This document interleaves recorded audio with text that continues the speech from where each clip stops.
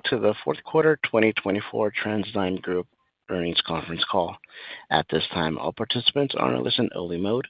After the speaker's presentation, there will be a question-and-answer session. To ask a question during the session, you will need to press star 11 on your telephone. You will then hear an automated message advising your hand is raised. To withdraw your question, please press star 11 again. Please be advised that today's conference is being recorded. I would now like to hand the conference over to speaker today, Jaimie Stemen, Director of Investor Relations. Please go ahead. Thank you, and welcome to TransDigm's fiscal 2024 fourth quarter earnings conference call. Presenting on the call this morning are TransDigm's President and Chief Executive Officer, Kevin Stein, Co-Chief Operating Officer, Mike Lisman, and Chief Financial Officer, Sarah Wynne. Also present for the call today is our Co-Chief Operating Officer, Joel Reiss. Please visit our website at transdigm.com to obtain a supplemental slide deck and call replay information. Before we begin, the company would like to remind you that statements made during this call, which are not historical in fact, are forward-looking statements.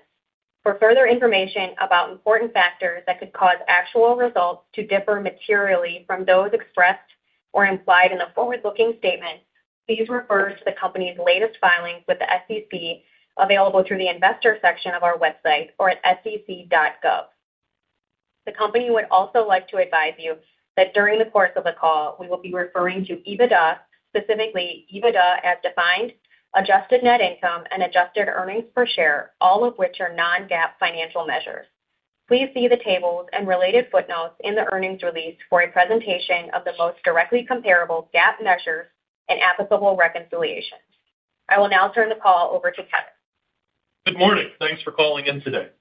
First, I'll start off with the usual quick overview of our strategy, a few comments about the quarter, and discuss our fiscal 25 outlook.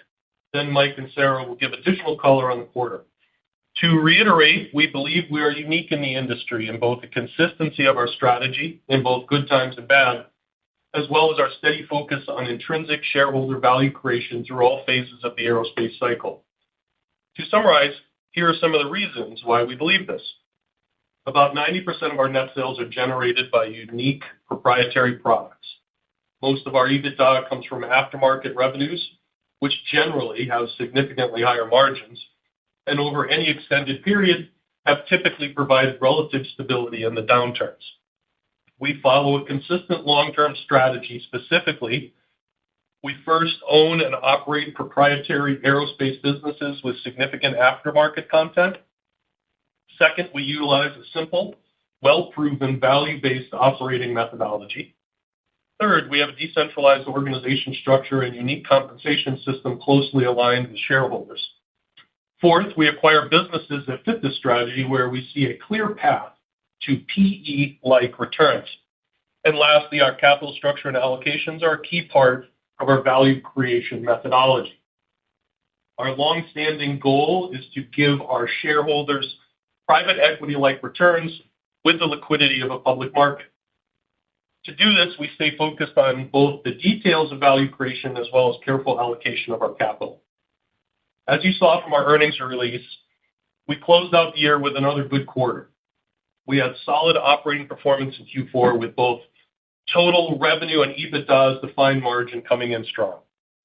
For the full year, fiscal 24 revenue came in above the high end of our most recently published guidance, and our fiscal 24 EBITDA as defined margin surpassed the guidance. Commercial aerospace market trends remain favorable in the industry.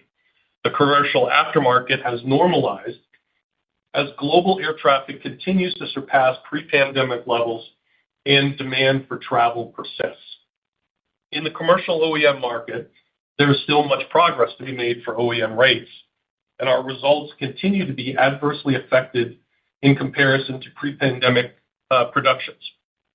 Airline demand for new aircraft remains high, and the OEMs are working to increase aircraft production. However, OEM aircraft production rates remain well below pre-pandemic levels as the struggles in the OEM supply chain persist, and the lingering effects of the recently resolved machinist strike at Boeing likely pushes the OEM recovery further to the right. In our business, during the quarter, we saw healthy growth in our revenues for all three of our major market channels: commercial OEM, commercial aftermarket, and defense. Our EBITDA as defined margin was 52.6% in the quarter. Contributing to this strong Q4 margin is the continued strength in our commercial aftermarket, along with diligent focus on our operating strategy, which is allowing margin performance to expand across all segments. Additionally, we had strong operating cash flow generation in Q4 of over $570 million and ended the quarter with almost $6.3 billion of cash. We expect to steadily generate significant additional cash through 2025. Next, an update on our capital allocation activities and priorities. During fiscal 24, we are pleased to have allocated approximately $6.5 billion of capital in the aggregate across M&A and return of capital to our shareholders. Specifically, these activities included the acquisition of the SEI Industries, CPI Electron Device Business, Raptor Scientific, among others, and a special dividend of $75 per share. This dividend of $75 is our largest to date. As you know, we are continuously assessing our capital allocation options, and we are very pleased to return this capital to our shareholders. Regarding the current M&A activities and pipeline, we continue to actively look for M&A opportunities that fit our model. As we look out over the time horizon, we continue to see an expanding pipeline of potential M&A targets, as we demonstrated this year, and we do not see this environment slowing in the near term. As usual, the potential targets are mostly in the small and mid-size range. I cannot predict or comment on possible closings, but we remain confident that there is a long runway for acquisitions that fit our portfolio. The capital allocation priorities at TransDigm are unchanged. Our first priority is to reinvest in our businesses. Second, do accretive, disciplined M&A. And third, return capital to our shareholders via share buybacks or dividends. A fourth option, paying down debt, seems unlikely at this time, though we do still take this into consideration. We are continually evaluating all of our capital allocation options, but both M&A and capital markets are difficult to predict. As always, we continue to closely monitor the capital markets and remain opportunistic. As mentioned earlier, we exited fiscal 24 with a sizable cash balance of almost $6.3 billion. Pro forma for the special dividend paid in October, we still have a sizable cash balance of around $2 billion. Our capital allocation actions still leave us with significant liquidity and financial flexibility to meet any likely range of capital requirements or other opportunities in the readily foreseeable future. Moving to our outlook for fiscal 25. The guidance assumes no additional acquisitions or divestitures and is based on current expectations for continued performance in our primary commercial end markets throughout fiscal 25. Our initial guidance for fiscal 25 is as follows and can also be found on slide 7 in the presentation. The midpoint of our fiscal 25 revenue guidance is $8.85 billion, or up approximately 11%. As a reminder, and consistent with past years with roughly 10% less working days than the subsequent quarters, fiscal 25 Q1 revenues, EBITDA, and EBITDA margins are anticipated to be lower than the other 3 quarters of 2025. This revenue guidance is based on the following market channel growth rate assumptions. We expect commercial OEM revenue growth in the mid-single-digit % range, which is highly dependent on the evolution of the production rates in the commercial OEM environment. Commercial aftermarket revenue growth in the high single-digit to low double-digit % range, and defense revenue growth in the high single-digit % range. The midpoint of fiscal 2025 EBITDA as defined guidance is $4.685 billion, or up approximately 12%, with an expected margin of around 52.9%. This guidance includes about an additional 70 basis points of margin dilution from recent acquisitions. We anticipate EBITDA margins will move up throughout the year, with Q1 being the lowest and sequentially lower than Q4 of our fiscal 2024. The midpoint of adjusted EPS is anticipated to be $36.32, or up approximately 7%, Sarah will discuss in more detail shortly the factors impacting EPS, along with some other fiscal 25 financial assumptions and updates. We believe we are well positioned as we enter fiscal 25. As usual, we continue to closely watch how the aerospace and capital markets continue to develop and react accordingly. Let me conclude by stating that I am very pleased with the company's performance this year. We remain focused on our value drivers, cost structure, and operational excellence. We look forward to fiscal 2025 and expect that our consistent strategy will continue to provide the value you have come to expect from us. Now let me hand it over to Mike Lisman, our TransDigm Group co-COO, to review our recent performance and a few other items. Good morning. I'll start with our typical review of results by key market category. For the remainder of the call, I'll provide commentary on a pro forma basis compared to the prior year period in 2023. That is, assuming we own the same mix of businesses in both periods. The market discussion includes the recent acquisitions of SEI Industries, the CPI Electron Device business, and Raptor Scientific in both periods. In the commercial market, which typically makes up close to 65% of our revenue, we will split our discussion into OEM and aftermarket. Our total commercial OEM revenue increased approximately 13% in Q4 and 20% for full fiscal year 2024 compared with the prior year periods. Sequentially, total commercial OEM revenues contracted by 4% in Q4. Bookings in the quarter were solid and without too much negative impact from the Boeing strike, as this hit only the last 17 days of the quarter. We're happy to see that Boeing and the IAM have reached an agreement, but the OEM supplier landscape is now once again in a difficult position. Prior to the strike, the challenges seen across the aerospace OEM supply sector these last few years were continuing to ease, but that recovery remains somewhat fragile. The near 8-week production line shutdown will likely exacerbate the situation. Time will tell how this plays out. Specific to TransDigm, since we ship to both Boeing as well as sub-tiers on the affected platforms, the impact across our businesses is uneven and varied. The commercial OEM guidance we're giving today contains what we believe is an appropriate level of risk around the MAX, 767, and 777 production build rates for the 2025 fiscal year. As most of you know, we are quite diversified across all commercial and defense platforms, with the majority of our revenue, and even more so EBITDA, derived from the aftermarket. Accurately predicting OEM build rates for 2025 as we sit here today is a difficult task. Now that an agreement has been reached, we expect the ramp up back to the previously targeted monthly production rates to be significantly delayed. On the backside of prior strikes, most recently 2008, production rates have taken close to 1 year to recover to the pre-strike monthly rates. This means a lower OEM production environment in our fiscal 2025 than we expected 1 quarter ago on our last earnings call. To prepare for this, during recent weeks, we proactively initiated cost reduction initiatives across our operating units to right-size our structure for this lower 2025 OEM production environment. These cost reduction initiatives span furloughs, headcount reductions, timeline accelerations of productivity projects, and a range of other actions aimed at reducing expenses. Now moving on to our commercial aftermarket business discussion. Total commercial aftermarket revenue increased by approximately 8% in Q4 and 12% for full fiscal year 2024 compared with the prior year periods. Sequentially, total commercial aftermarket revenues were roughly flat in Q4.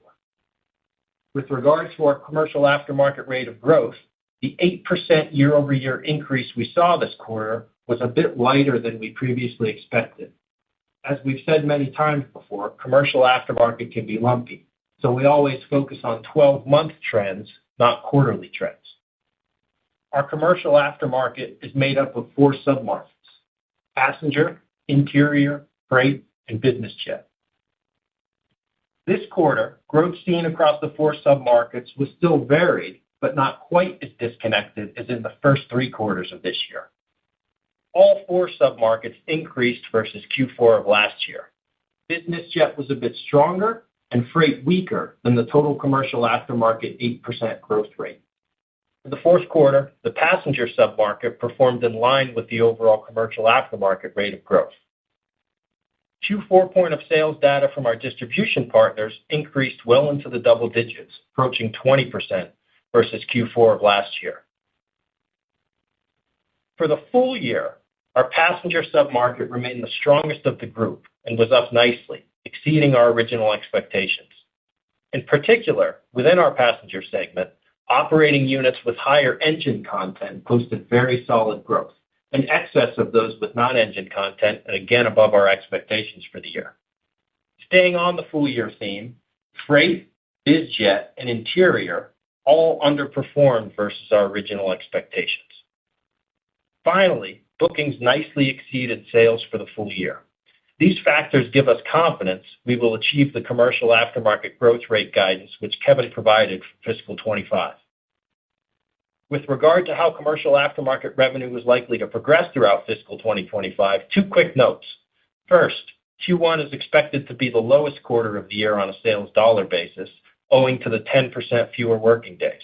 And second, Q1 of fiscal 25 will also likely be the lowest quarter on a percentage growth basis, owing to some recent softness on bookings and timing that dictates what falls into the quarter from a shipment standpoint. Now turning to broader market dynamics and referencing the most recent IATA traffic data for September. Global revenue passenger miles have continued to surpass pre-pandemic levels since February 2024. September 2024 air traffic was about 4% above pre-pandemic. IATA currently expects traffic to reach 104% of 2019 levels in 2024 and surpass prior year traffic by 12%. Domestic travel continues to surpass pre-pandemic levels, and the most recently reported traffic data for September, global domestic air traffic was up 9% compared to 2019. Domestic air travel growth has been driven significantly by outsized growth in China, where air travel was up 16% in September compared to pre-pandemic. Shifting over to the U.S., domestic air travel for September was up 8% versus 2019 levels. International traffic has generally hovered slightly above or below pre-pandemic levels for the past few months, but is up nicely from where it was 1 year ago. And the most recently reported data for September, international about 2% above pre-pandemic levels. And this has improved from being 93% of 2019 levels 1 year ago. In summary, for the commercial aftermarket, as we head into 2025, things continue to shape up nicely. As we stated on prior earnings calls, now that passenger traffic has returned to pre-pandemic levels, and with it our volume, which is now running slightly ahead of 2019 levels, the commercial aftermarket rate of growth would moderate a bit. And you see this in our guidance for 2025. With regard to the submarkets in 2025, we expect continued growth in our passenger and interior submarkets driven by the positive trends in passenger traffic, aided slightly by older aircraft continuing to fly for longer. Business jet is likely to continue to bounce around, but should return to growth over the full year. Freight will start to lap easier comps in our fiscal 25, so we expect stronger performance there and a return to positive growth trends. As you know, on a quarterly basis, commercial aftermarket can be lumpy, so we are sure that the path to the growth expectations I mentioned will be uneven over the course of the coming year. Now shifting to our defense market, which traditionally is at or below 35% of our total revenue. The defense market revenue, which includes both OEM and aftermarket revenues, grew by approximately 16% Q4 and 19% for the full fiscal year 2024 compared with the prior year periods. Q4 defense revenue growth was well distributed across our businesses and customer base. Additionally, we saw similar rates of growth in both the OEM and aftermarket components of our total defense market, with OEM running slightly ahead of aftermarket. Defense bookings for the full year significantly surpassed the prior year and support the 2025 guidance for high single-digit revenue growth. Additionally, we saw growth in U.S. government defense spend outlays during Q4. As you know, defense sales and bookings can be lumpy, and forecasting them with precision on a quarterly basis is difficult. They can get bigger or smaller in size and pull left or push right on timing. So similar to my commercial aftermarket commentary, the defense growth rates could also be uneven over the individual quarters of 2025. Lastly, I'd like to finish by recognizing the strong efforts and accomplishments of our 51 operating unit teams during fiscal 2024. It was a good year, and we're pleased with the operating performance they delivered for our shareholders. As we enter into our new fiscal year, our management teams remain committed to our consistent operating strategy, servicing the strong demand for our products. And should our 2025 growth expectations prove too conservative, with demand for our products coming in stronger than we've outlined here today, the operating unit teams will be ready to step up and meet the higher demand. With that, I would like to turn it over to our CFO, Sarah Wynne. Thanks, Mike, and good morning, everyone. I'm going to review a few additional financial matters for fiscal 24 and then also our expectations for fiscal 25. First, a few additional fiscal 24 data points on organic growth, taxes, and liquidity. In the fourth quarter, our organic growth rate was 12.2%, and all market channels contributed to this growth, as Kevin and Mike have just discussed. On taxes, our GAAP and adjusted tax rates finished the year within their expected ranges. Our fiscal 24 GAAP tax rate was 22.6%, and the adjusted rate was 24%. On cash and liquidity, free cash flow, which we traditionally define as EBITDA less cash interest payments, CapEx, and cash taxes, was roughly $2.3 billion for the year. Below that free cash flow line, net working capital consumed approximately $200 million, and the final net working capital ended the year roughly in line with historical levels as a percentage of sales. As Kevin mentioned, we ended the year with approximately $6.3 billion of cash on the balance sheet, or around $2 billion when pro forma for the $75 dividend that paid out on October 18th. At year-end, our net debt to EBITDA ratio was 4.4 times, down from the 4.6 at the end of last quarter. Pro forma for the $75 share dividend, our net debt to EBITDA ratio is 5.4 times. While we don't target a specific amount of cash that we like to have on hand, we have sufficient capital available through both cash on hand as well as incremental debt capacity to support all potential M&A in the pipeline. Over the course of fiscal 24, we did a fair bit of financing. We raised $5 billion of capital, $2 billion to fund the acquisition of CPI announced earlier in the year, and $3 billion in support of the $4.3 billion return of cash to our shareholders in the form of the $75 dividend. We continue to be comfortable operating in the 5 to 7 net debt EBITDA ratio range. Our go-forward strategy of capital deployment has not changed, and we continue to seek the best opportunities for providing value to our shareholders through our leverage strategy. In addition, we refinanced various tranches of our debt stack. Our capital allocation strategy is always to both proactively and prudently manage our debt maturity stacks. Our nearest term maturity is November 2027, which gives us plenty of protection, at least in the short term. In addition, approximately 75% of our $25 billion gross debt balance is fixed through fiscal 2027. This is achieved through a combination of fixed rate notes, interest rate caps, swaps, and collars. Next, on the fiscal 25 expectations, I'm going to give some more details on the financial assumptions around interest expense, taxes, and share count. Special note that all of my comments and data here include the payment of the $75 dividend in fiscal 2025. Net interest expense is expected to be about $1.54 billion in fiscal 25, and this equates to a weighted average interest rate of approximately 6.1%. This estimate assumes an average SOFR rate of 4.4 for the full year. On taxes, our fiscal 2025 GAAP, cash, and adjusted tax rates are all anticipated to be in the range of 22 to 24%. On the share count, we expect our weighted average shares outstanding to be 58.4 million shares in fiscal 25. With regard to liquidity and leverage for fiscal 25, as we would traditionally define our free cash flow from operations at TransDigm, which again if EBITDA is defined as cash interest payments, CapEx, and cash taxes, we estimate this metric to be around $2.3 billion. After paying out for the 75 per share dividends and assuming no additional acquisitions or capital market transactions, we would end the year with around $4 billion of cash on the balance sheet, which would imply a net debt to EBITDA ratio close to 4 times at the end of fiscal 25.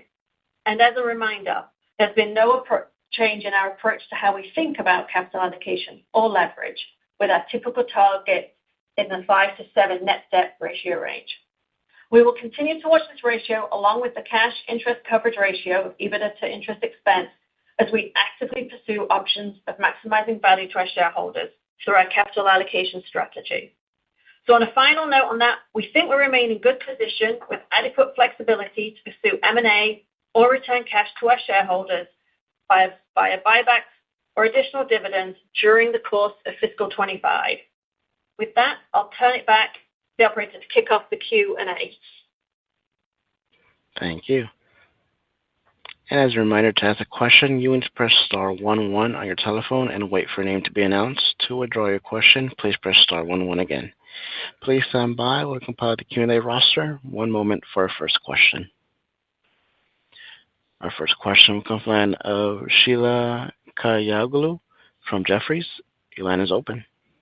Good morning, guys and everyone. Thank you for the time. So maybe, Kevin, folks are picking on the commercial aftermarket number when we think about 8% organic growth in the quarter is pretty good, but you have an acceleration baked into fiscal 25. I know you mentioned you want to look at 12 months in terms of the performance. Can you maybe talk about the growth in each of your 4 markets that you expect next year, how you're thinking about passenger performance, what was it in fiscal 24, and how does it perform in 25, and why interiors accelerates in 25?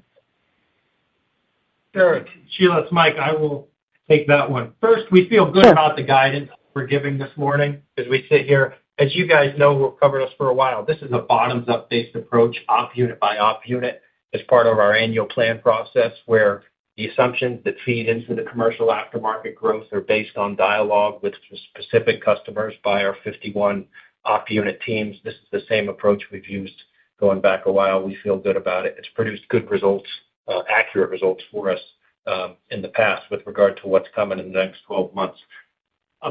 So we feel good about the guidance as we look at the high single digit to low double digit for commercial aftermarket total.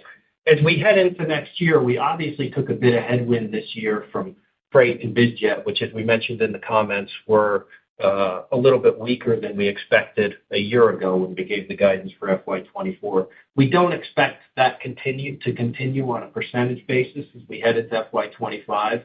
We expect both to return to revenue growth. Passenger, which is our largest submarket within the commercial aftermarket, should grow up nicely as well, together with the takeoffs and landings that are forecasted as we head into FY25. So all in all, things are shaping up well. Specific to interiors, that came in a little bit short of expectations in FY24. FY25, we'll see. We still have aspirations for growth there. I think we've seen a little bit of a slowdown in terms of the airlines being willing to take some aircraft out of service and do the work just because they need to be deployed out there and they can't be pulled in to do some of the interior refurbs. But we expect good growth in the interiors market as well in 2025. Mike, is there any way you could tell us what passenger was in 24 and how you think about it in 25? Does it stay the same or decelerate? So passenger was up nicely in 2024, close to 20%, 17-18% sort of ballpark for the passenger segment. And then obviously the others were below that in terms of the submarkets. It'll decelerate a bit heading into next year, just coming down with the takeoffs and landings, the increase versus prior year, but still be nicely positive. Great. Thank you. Thank you. One moment for our next question. Our next question comes from the line of David Strauss from Barclays. Your line is open. Great. Thanks. Good morning. Morning. Morning. Just following up on that last set of questions. What are you assuming in your aftermarket forecast? I know you've got business, freight, passenger, all that. what are you assuming just, commercial airline revenue passenger miles or ASMs, flight hours, however you want to cut it? What are you assuming that grows at over the course of the next 12 months? When we build the forecast, it's done at the op unit level. So we don't issue a top-down edict to the op units and say, hey, guys, here's what RPM growth is going to be in the coming year. Now go do your forecast based on this. Again, it's a bottoms-up approach, customer by customer, part number, very detailed at the op unit levels. And again, that's produced for us a more accurate forecast going out the next 12 months. We took that same approach this year. So we don't give them a baked-in set of RPM assumptions behind it. Okay, got it. And wanted to dig in on the EBITDA margin forecast a little bit. So, this past quarter you did 52.6, which included a fair amount of dilution from your recent acquisitions, not just a great mix on the aftermarket side. You talk about you typically target around 100 to 150 bips a year of margin improvement. And, I would think, while you're not forecasting a ton of aftermarket growth, the mix looks a bit better with, relatively weak OE next year. I would assume the underlying acquisition margins get a bit better. Why are you forecasting a bit more in the way of margin expansion next year? I think it has to do with acquisition dilution as we go into the new year. When you fold in about full percentage points, maybe a little more of dilution, that gets us to our 100, 150 basis points of expansion per year that we like to target. Okay. Yeah, I was just taking you had the hit from acquisitions in this quarter and you were 52.6 and you're forecasting about 30 bips of improvement off of that at the midpoint for next year. So that's kind of what I was getting at. Yeah, I agree. But when most of the acquisitions closed closer to the end of the year, so you've got a full year of impact of that dilution in our 25 forecast or guide. Okay. All right. Thanks very much. Thank you. One moment for our next question. Our next question comes from the line of Gautam Khanna from TD Cowen. Your line is open. Hey, good morning, guys. Morning. Wanted to ask about the status of that OEM contract renegotiation renewal, which, if I recall, the terms kind of expired on the old contract at the end of this calendar year. And given there was a strike and what have you, just wondering what happens. Does that just get pushed out? When would we expect to see final terms on the new contract? And is that baked into your forecast for the fiscal 25? Thanks. A couple of things. We're correct on the timing. We're actively working it on the negotiating front. We don't comment too much on active negotiations with our customers, but it is continuing to move along. And we have factored into the guidance some of the impact of those negotiations as it comes out in the coming months as they proceed and get to a final resolution. And what happens if it's not done by December 31st? Do the old terms apply, or what happens? Boeing's an important customer. We continue to work with them actively to resolve this on a timeline in the near term. Terrific. Thanks, guys. One moment for our next question. Our next question will come from the line of Ron Epstein from Bank of America. Your line is open. Hey, yeah, good morning, Greg. Good morning. So M&A is an important part of the story, right? So with a new administration and maybe some changes, do you expect the M&A environment to change? Would there be maybe bigger opportunities, different opportunities for you guys going forward with that change? Yeah, I don't really like to speculate on those things. It's somewhat outside of my control and understanding. So I'm not anticipating it'll get worse. We are very diligent in how we approach deals and disciplined in the way we analyze them. So we're not, pushing any envelope here. We tend to be pretty conservative and disciplined, and I don't see that changing. and I don't see the administration impacting that. It didn't hurt us this last year. We came off of what really is a record year in terms of number of transactions and the like, only behind the year of the Esterline closing. So a phenomenal year, and I don't see that slowing. Got it. And then maybe another one along the same lines, if you can answer. Boeing has suggested that they're going to sell some stuff. Is there anything in that pile of stuff that might be attractive to you? Yeah, I don't like to speculate on public company assets and M&A. I'm aware, just like I think all of you are aware, that there are some larger assets that look possibly attractive, but we'll have to see. It's pretty early on in that. But beyond that, I can't comment. Got it. All right. Thank you. Thank you. One moment for our next question. Our next question will come from the line of Robert Stallard from Vertical Research. Your line is open. Thanks so much. Good morning. Morning. Kevin, I think you mentioned that Q4 had come in a little bit below some of your expectations on the aerospace aftermarket, and also that bookings in the quarter hadn't perhaps been as strong as you thought. That's going to have an impact in Q1. I was wondering if you could elaborate on what might be the causes behind that.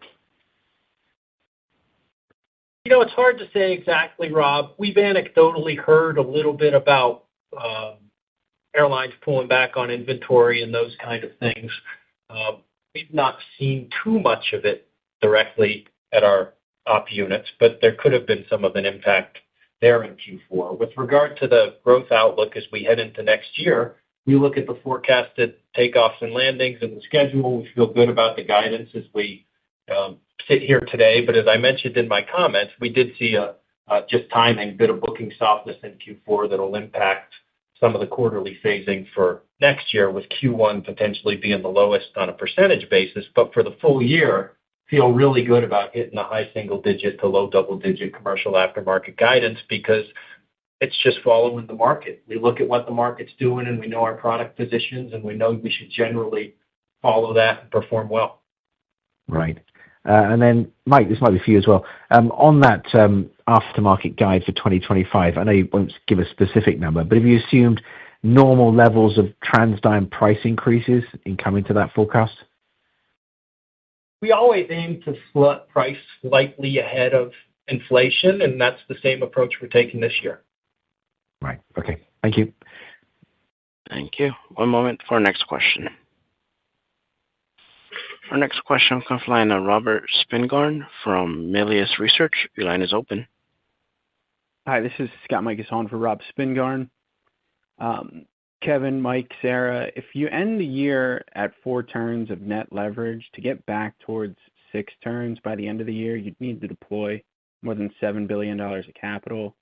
Is that the right way to think about it? And is there any thoughts on what might be used for M&A versus share repos or special dividends over the next 12 months?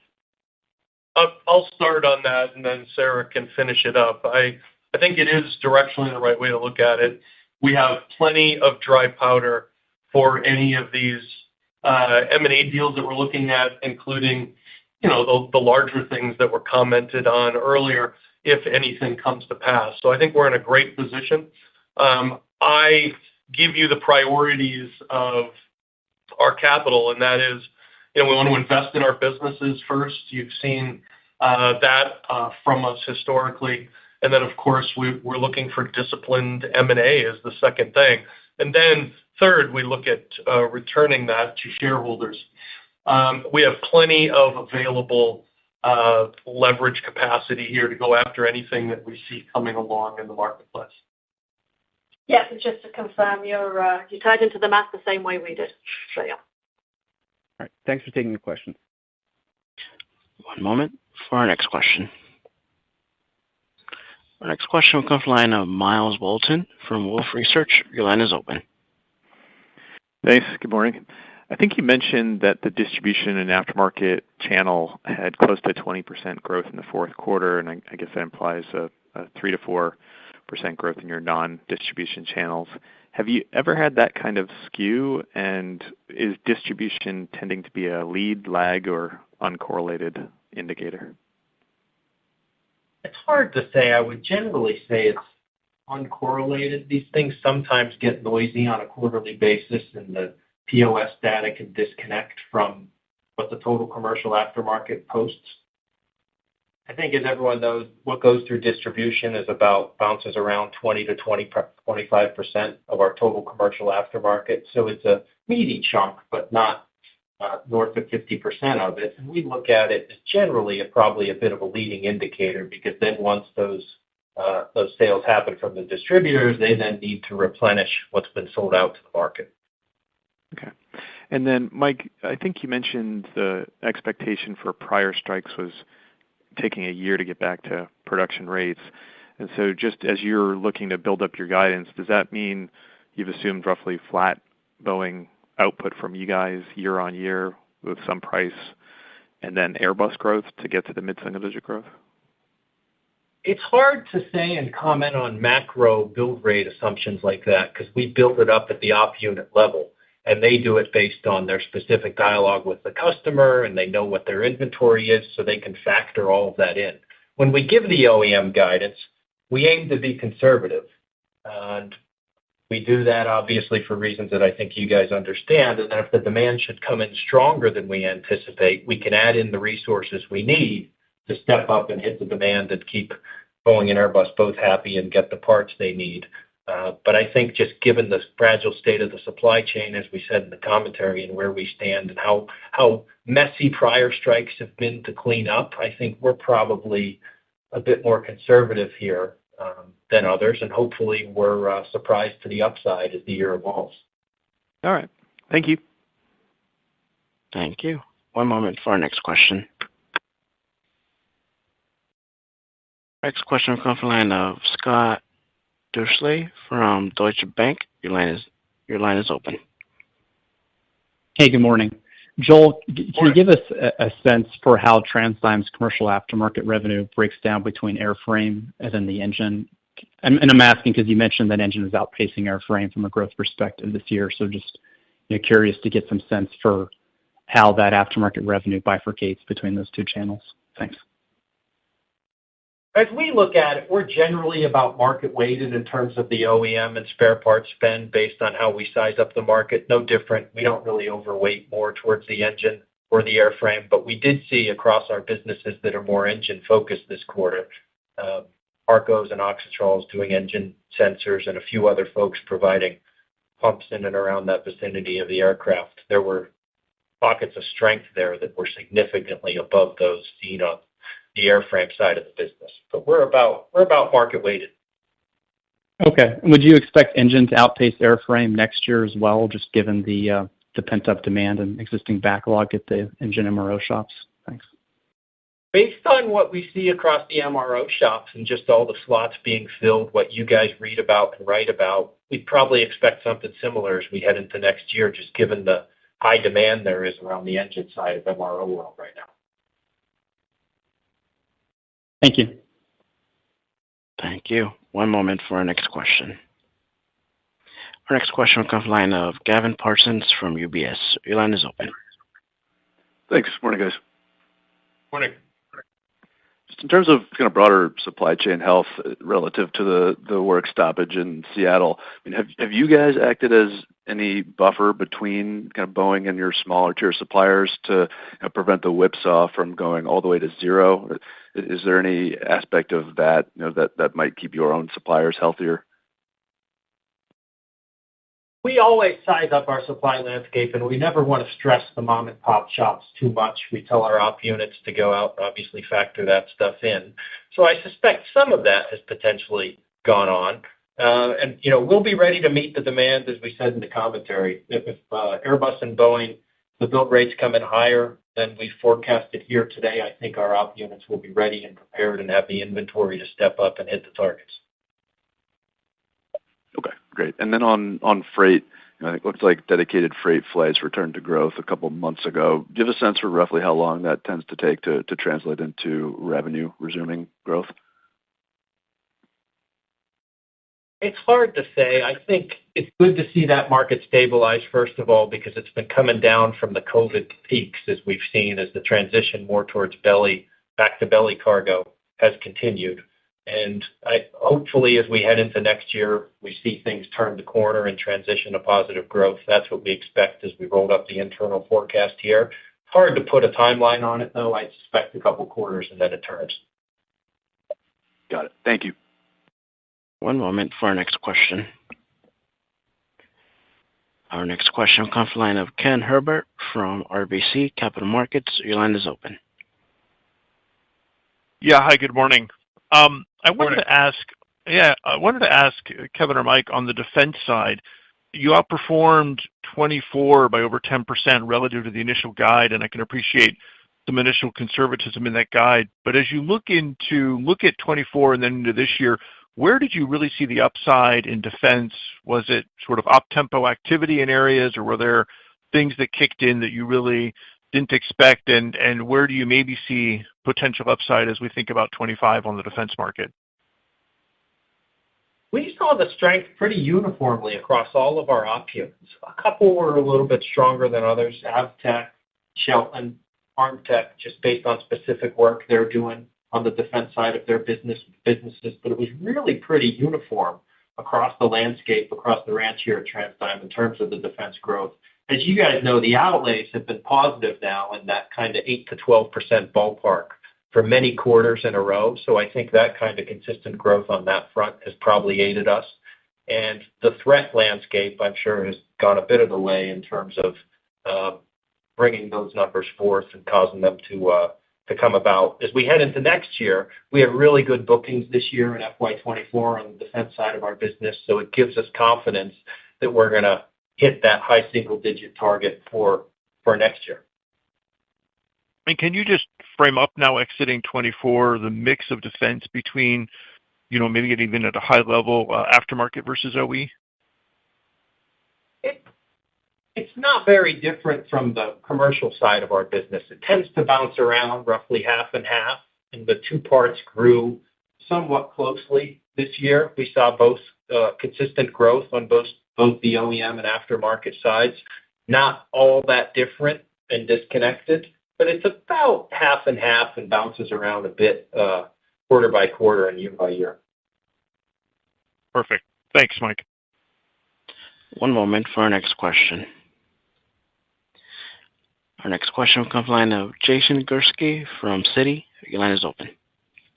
Hey, good morning, everybody. I just wanted to circle back on the channel sales and distribution, and whether you could just kind of talk through what you're seeing from an inventory perspective and whether there has been any interesting movement in inventory here, maybe just the trends over the last 3 or 4 quarters and kind of what you expect going forward, inventory in the channel. So a couple of things. We don't get great inventory data from the airlines. It's not for lack of trying, but you just don't get that kind of detail from them, from our op units in terms of what they're holding in stock. So it's hard to say, and we've never gotten great intel on that front in terms of exactly what the airlines have. As it pertains to distribution, they're holding, as we sit here today, about where they should be in terms of months of hand on supply. It might oscillate this way or that way a month or so at a time, but we're about where we should be, and we expect as we head into FY25, that'll continue. We always want to have the parts on hand and have our distributors have the parts on hand to supply to the end user as they need them. So we look forward to maintaining similar months on hand as we head into next year. Okay, great. And then, Kevin, you mentioned in maybe your prepared remarks in some of the Q&A that you're going to remain disciplined on M&A. I'm wondering if you can't just, maybe do a walk through history and talk about valuation multiples and where we are today relative to where we were maybe, pre-pandemic 18-19 timeframe. I'm just kind of curious if disciplined is a relative term. Are you remaining disciplined relative to what you've always done, or is it relative to what is currently going on in the market? It's disciplined in terms of what we target to acquire. We want businesses that are very high IP, hopefully more commercial, or all commercial businesses. We've ticked these things off so many times of what we look for. That's what I mean about disciplined. Multiples are up. There's no doubt about it. We're having to pay more today than we did a few years ago. That just goes into the math of the acquisition. We haven't changed our targets. We still look for 20% IRR on every deal that we model before we would pull the trigger on it. That's what I mean about the discipline. Yeah, we're paying a little more, but if something matches your criteria, and you model it, you can often not worry as much about the price you have to pay, as long as the business, in a disciplined approach, meets our criteria. Great. Thank you. Thank you. One moment for our next question. Our next question comes from the line of Peter Arment from Baird. Your line is open. Yeah, thanks. Good morning, everyone. Nice results. Hey, just maybe a quick one on CapEx. It seems like the guide implies that that's going to be closer to 3% of sales. And maybe if you could just highlight some of the investments you're making, because I think historically you've been closer to 2%. Just curious if there's any dynamics going on there. Sure. Yeah. We're increasing on the CapEx for guidance for next year. We've done a lot of M&A, and we want to continue to make sure that, one, our new operating units have got the infrastructure and productivity, but we have a lot of really good new productivity projects that we're heavily investing in. I can let Mike and Kevin elaborate on some of this, but some of the stuff, and we've talked about this, I think, on prior calls, where we're seeing projects that weren't necessarily available, months ago or years ago, certainly at a price point, that now are becoming available, cobots and robots. Spending more time and money to invest in that and help with our productivity, one of our value drivers. And to Sarah's point, you see that in some of the margin benefits too. That's what gets us the percentage margin point of improvement plus a bit from there that Kevin mentioned, is just good CapEx investments. That's the majority of the CapEx we spend, is good productivity projects that help us on the cost structure side.